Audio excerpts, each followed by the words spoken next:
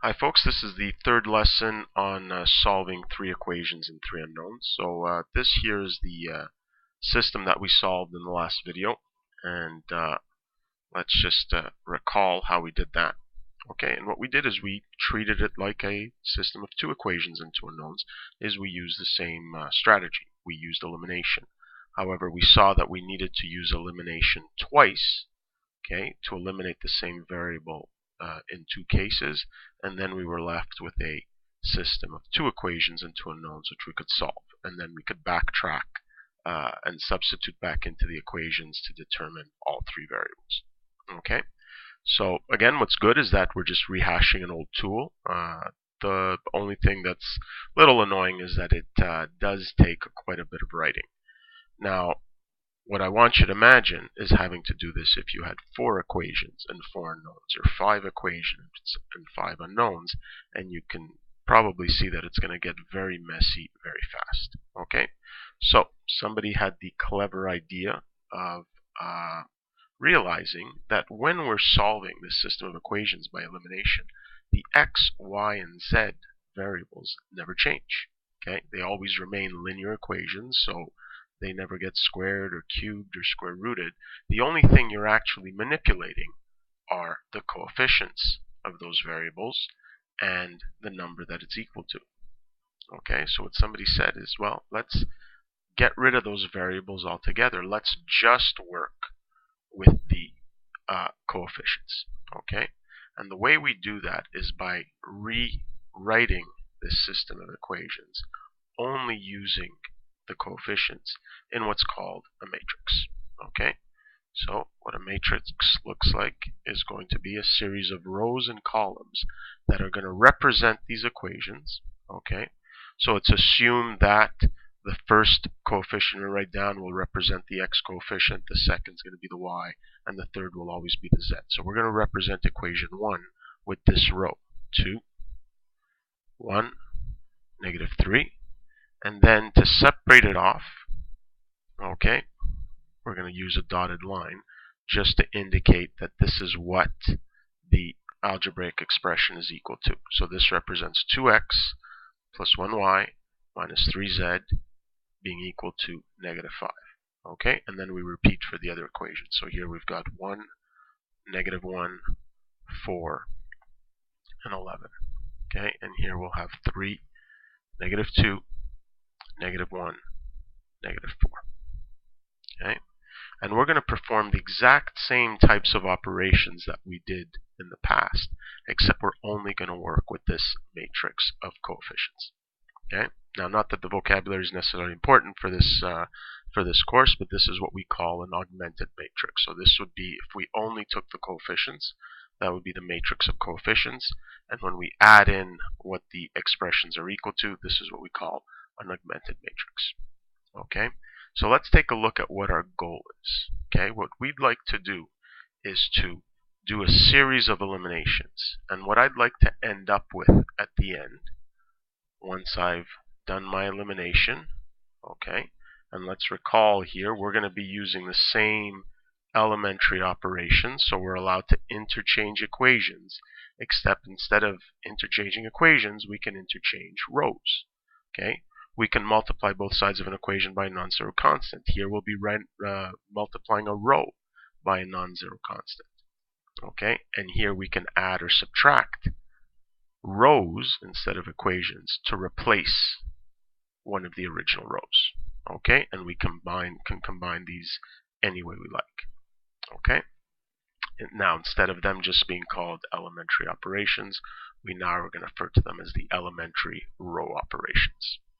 Okay, now let's get back to what our goal is. Our goal is to manipulate these coefficients to end up with a matrix that has what we call a leading one. Okay, that doesn't matter what these numbers are. Okay, when you perform your elimination, the goal is then in the second row to have it starting with a 0 and then having a 1. Okay, now remember what this represents.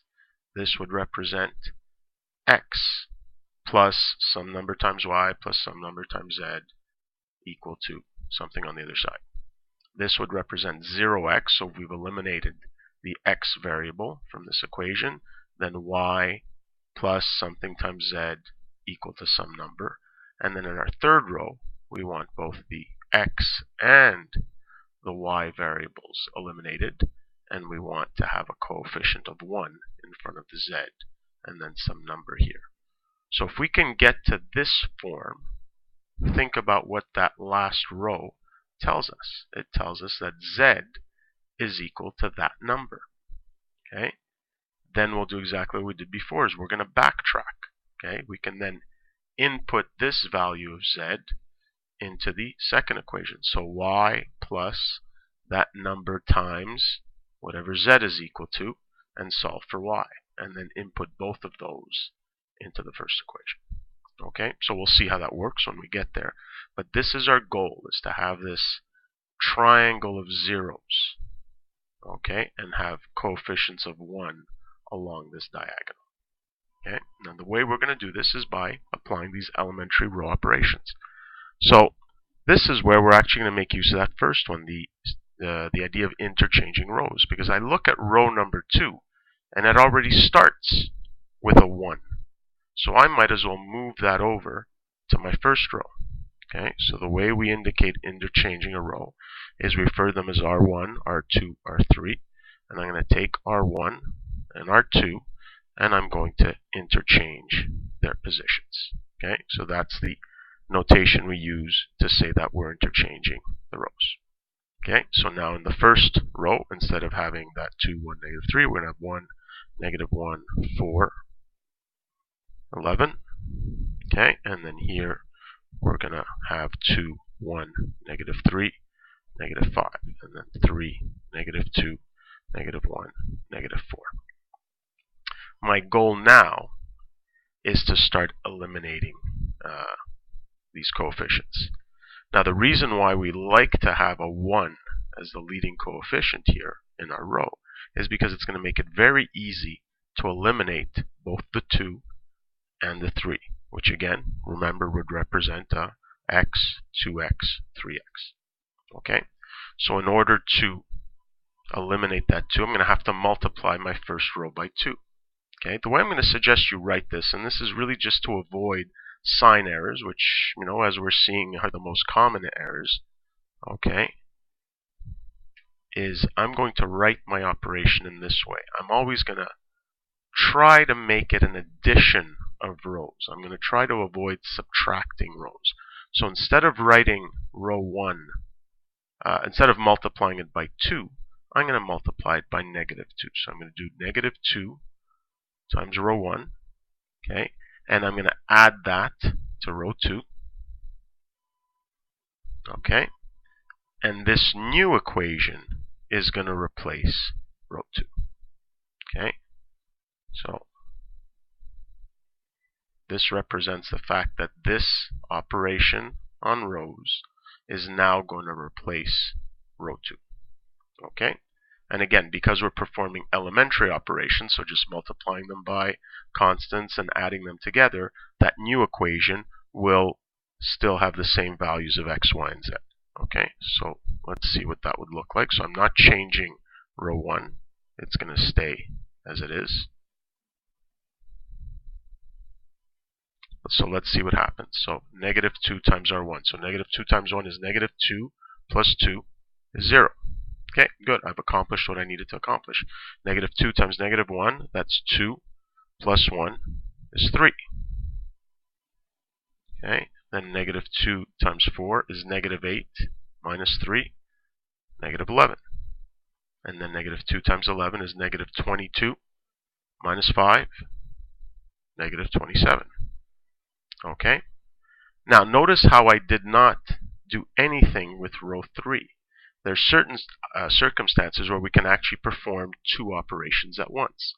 Okay, what you cannot do is perform an operation on a row and then in the same measure use that row to perform another operation. But since we didn't use 3 at all, I'm going to take this opportunity to also eliminate the coefficient 3. Okay, so I'm going to multiply row 1 by negative 3. Okay, and I'm going to add that to row 3. Okay, and I'm going to replace row 3 by this. Okay, so this now will become the new row 3. Okay, so let's do that. Negative 3 times 1, negative 3 plus 3, 0. Okay, negative 3 times negative 1 is going to be positive 3 minus 2 is 1.